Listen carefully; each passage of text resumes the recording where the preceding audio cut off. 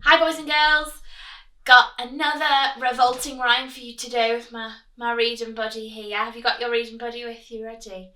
It's nice to keep me company on all my videos. Got a great revolting rhyme for you today. Another really awful one about a different kind of take on another fairy tale. So we've done Red Riding Hood and the Wolf. We've done the Three Little Pigs. Let's see if you can guess this one. So this story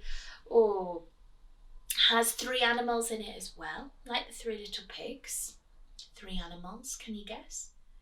They're a family, but not siblings this time, like the Three Little Pigs were. Not siblings. It starts with perhaps the original story, this family going out for a walk because they couldn't eat their breakfast quite yet. And then someone steals away into their house. Someone with golden hair. Have you guessed what story it is yet? It is Goldilocks and the Three Bears. Now, I think you are going to laugh your heads off at this one, like I hope you've done at the previous ones. So I'm going to start. Goldilocks and the Three Bears. Oh, remember this is by Roald Dahl. Revolting Rhymes by Roald Dahl. Goldilocks and the Three Bears. This famous wicked little tale should never have been put on sale. It is a mystery to me why loving parents cannot see that this is actually a book about a brazen little crook. Had I the chance, I wouldn't fail to clap young Goldilocks in jail. Now just imagine how you'd feel if you had cooked a lovely meal, delicious porridge screaming hot, fresh coffee in the coffee pot, with maybe toast and marmalade, the table beautifully laid, one place for you, one place for Dad, another for your little lad. Then Dad cries, "Golly gosh, gee whiz, oh cripes, how hot this porridge is!" You imagining it? "Let's take a walk along the street until it's cool enough to eat." He adds, "An early morning stroll is good for people on the whole. It makes your appetite improve. It also helps your bowels to move." No proper wife would dare to question such a sensible suggestion. Above all, not at breakfast time, when men are seldom at their prime. Seldom means not often. No sooner are you down the road than Goldilocks, that little toad, that nosy thieving little louse, comes sneaking in your empty house. Imagine on your daily walk you'd gone out, someone comes sneaking into your house. She looks around. She quickly notes 3 bowls brimful of porridge oats, and while still standing on her feet, she grabs a spoon and starts to eat. I say again, how would you feel if you had made this lovely meal and some delinquent little tot broke in and gobbled up the lot? And there she is. We say like butter wouldn't melt. But wait! That's not the worst of it. Now comes the most distressing bit.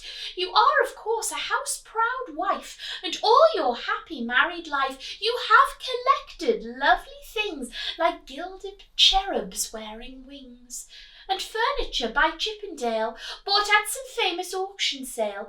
But your most special value treasure, the piece that gives you endless pleasure, is one small children's dining chair, Elizabethan, very rare.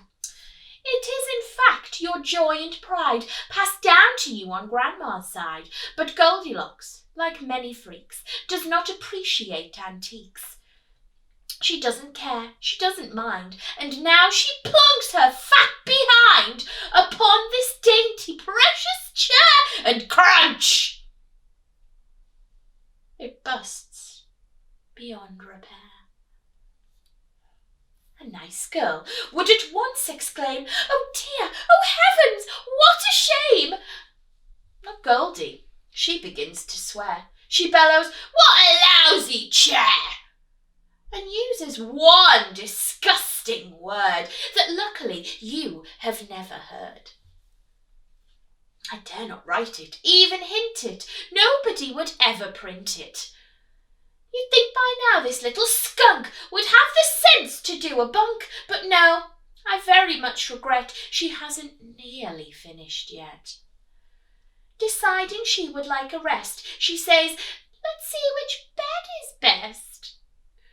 Upstairs she goes and tries all three. Here comes the next catastrophe.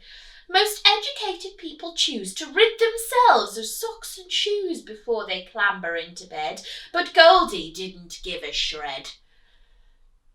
Her filthy shoes were thick with grime and mud and mush and slush and slime. Worse still, upon the heel of one was something that a dog had done. I say once more, what would you think if all this horrid dirt and stink was smeared upon your eiderdown by this revolting little clown? The famous story has no clues to show the girl removed her shoes. Story's so funny. Oh, what a tale of crime on crime. Let's check it for a second time.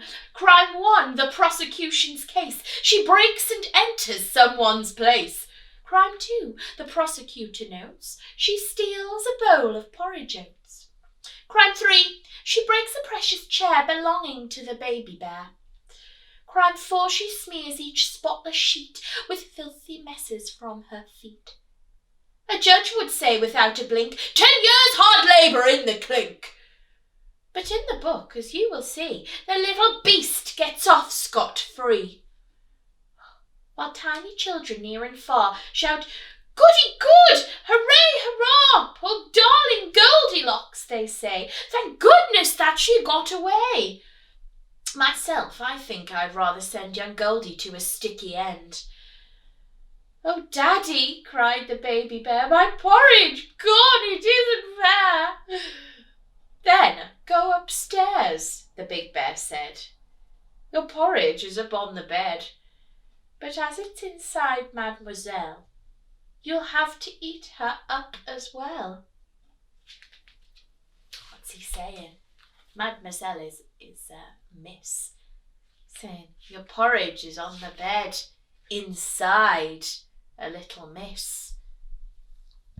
But as it's inside Mademoiselle, you'll have to eat her up as well. Goodness. That's the end of that one. Do you think Goldilocks met her sticky end? Do you? What do you think her sticky end was?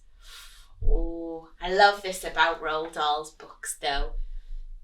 He always loves a bit of a cliffhanger or a bit of a scary ending. I hope she did meet a sticky end myself. I wouldn't like something a dog had done on my sheets, would you? Rude. Well, I hope when you go out for your walk today that no one sneaks into your house and eats your porridge. Goodness. I'll see you all for the next story. Bye everyone.